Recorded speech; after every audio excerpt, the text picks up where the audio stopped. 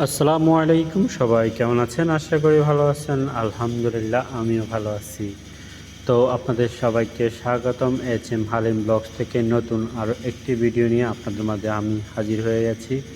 তো আমরা যাচ্ছি আজকে বাগান বিলাস গুমতি নদীর পাড়, এটা কুমিল্লা গুমতি নদীর পাড় বাগান বিলাসে।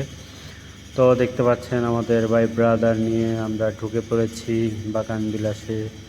আসলে এখানে দেখার মতো মানে বাগান, আর বিশেষ করে যারা কাপল আছেন তাদের জন্য আমি মনে করি এটা বেস্ট, আমাদের মতো সিঙ্গেলদের জন্য না।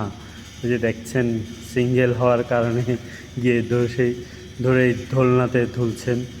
তো আসলে এভাবে আমাদের যেই ব্রাদারগুলা নিয়ে আমরা গেছিলাম, সবাই দোলনাতে অনেক তুলতেছিল, কারণ কেননা আফসোস করতেছিল কেন জীবনে সিঙ্গেল হইলাম, আহারে দুঃখ কাকে বলি এই কথা।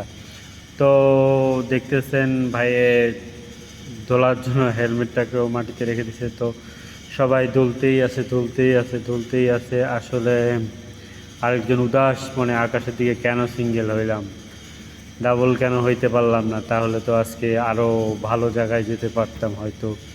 তো যাই হোক, আমাদের ভাই ব্রাদার সবাই অনেক দোলাদুলি করতেছে দোলনাতে।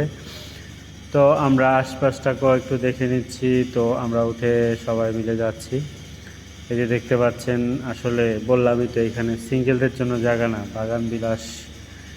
এখানে আমাদের মতো সিঙ্গেলদের, ওই যে দেখতে পাচ্ছেন ওগুলার জন্য ছোট ছোট কাপড়রা এসে বসে। এই যে ভাই আফসোসের আর শেষ নাই, বলতেছে আজকে যদি ডাবল হইতাম এভাবে হাত দিয়ে ইয়ে করতাম, কথা বলতাম, আর ওই যে নদীর দিকে তাকিয়ে কত গল্পই না করতাম।